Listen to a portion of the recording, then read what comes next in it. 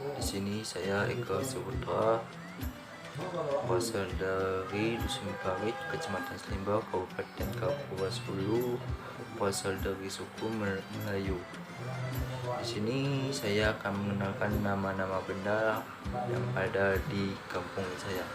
Yang pertama itu sengkalan atau talenan. Untuk memotong mencengang dan lain sebagainya yang terbuat dari papan.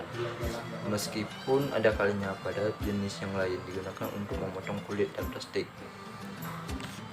Yang kedua itu jukut, bahasa Indonesianya pekasam, yaitu menu masakan khas dari masakan Banjar, Provinsi Kalimantan Selatan. Makanan ini adalah bahan makanan yang berasal dari fermentasi ikan air tawar yang rasanya masam. Bahan makanan ini biasanya dibumbui lagi dengan cabai dan gula sebelum disajikan sebagai lauk pauk. Ikan yang akan disajikan pekasam bisa jenis apa saja, namun yang biasa dibuat pekasam adalah ikan sepat, rawang.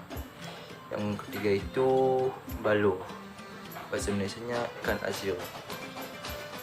Bahan makanan yang terbuat dari daging ikan yang diawetkan dengan menambahkan banyak garam. Selain itu, daging ikan yang diasinkan akan lebih bertahan lebih lama dan terhindar dari kerusakan fisik akibat infestasi serangga, ulat, lalat, dan beberapa jasad perusakan lainnya.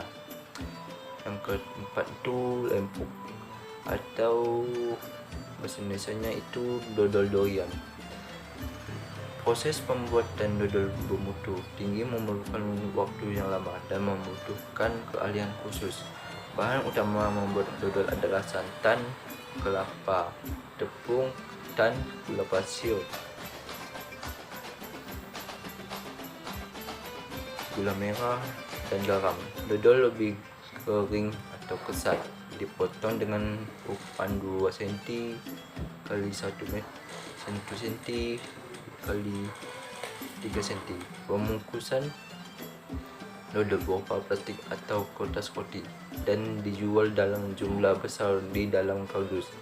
Saat ini dodol mulai diminati konsumen dari negara lain, antara lain Belanda, Brunei Darussalam, Singapura, dan Malaysia.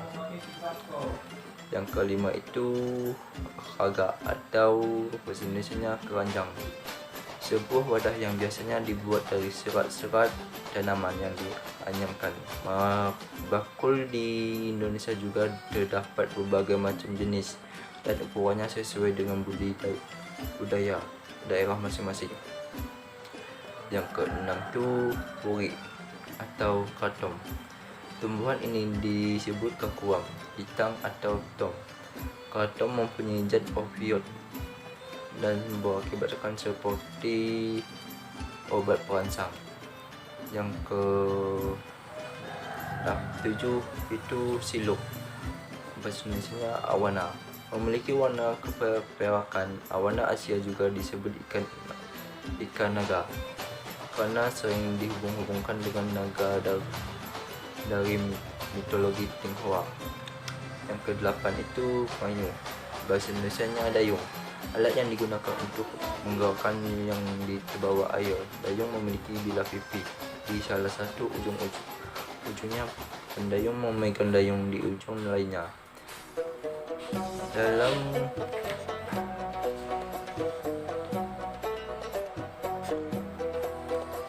mendayung dihubungkan ke kapal melalui titik poros.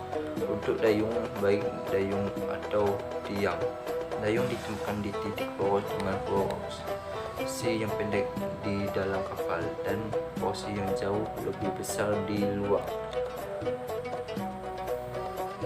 Pendayung menarik ujungnya pendek dayung, sedangkan ujung panjang ada di dalam air.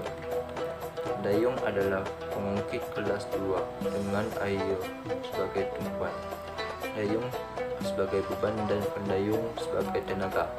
Dayung adalah tuas yang tidak biasa karena keunggulan ke mekanisnya kurang dari satu. Yang kesembilan itu pulut, bahasa Indonesianya beras ketan. Beras ketan merupakan salah satu bahan yang paling penting banyak resep makanan. Contohnya itu seperti ketupat, lontong, dan lain sebagainya. Yang ke-10 itu langkau atau rumah, salah satu bangunan yang dijadikan tempat tinggal selama jangka waktu tertentu. Rumah bisa menjadi tempat tinggal manusia maupun hewan, tetapi istilah tempat tinggal yang khusus bagi hewan adalah sangkar, sarang, dan kandang. Yang ke-11 itu hujung, bahasa Indonesianya tombak, suatu alat yang digunakan untuk melukai, membunuh, atau menghancurkan sesuatu. Apapun yang dapat digunakan untuk merusak bahkan fisiologis dan tubuh manusia dapat dikatakan senjata.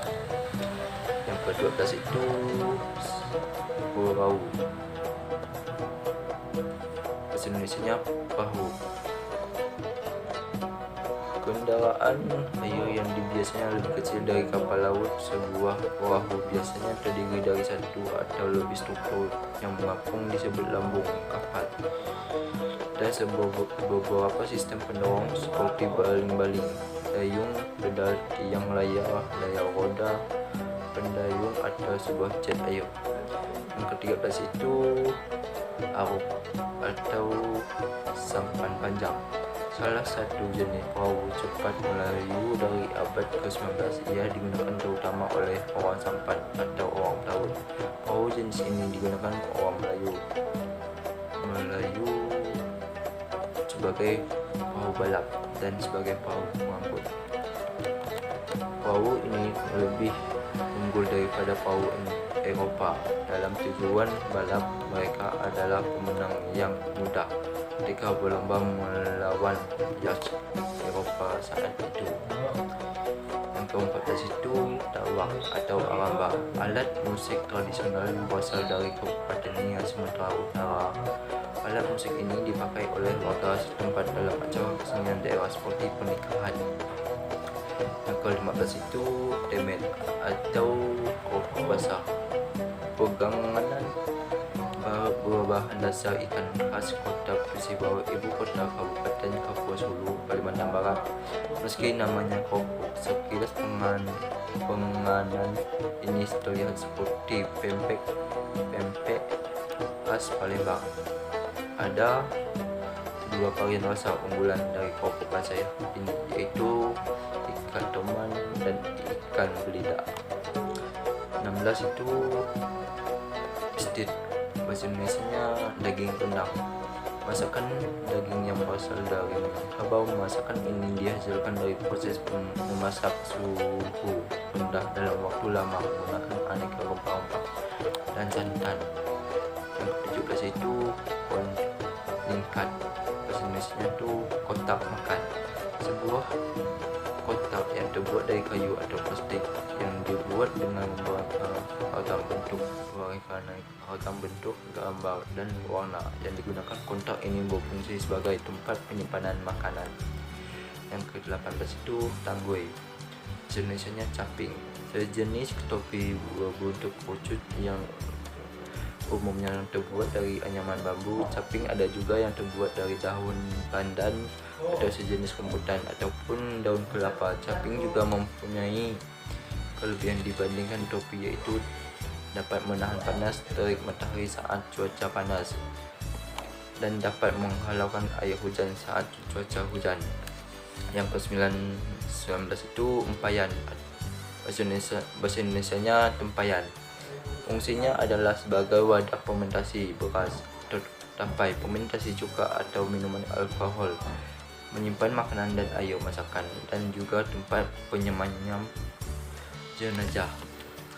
Yang ke-20 itu kerupuk rangkai, bahasa Indonesianya kerupuk kering, makanan ringan yang pada umumnya dibuat dari adonan tepung tapioka dicampur bahan perasa seperti udang atau ikan. Kerupuk dibuat dengan mengukus adonan sampai matang, kemudian dipotong tipis-tipis, dikeringkan di bawah sinar matahari sampai kering, dan digoreng dengan minyak goreng yang banyak. Sekian penjelasan dari saya. Terima kasih. Apabila ada kekurangan, saya mohon maaf. Wassalamualaikum warahmatullahi wabarakatuh.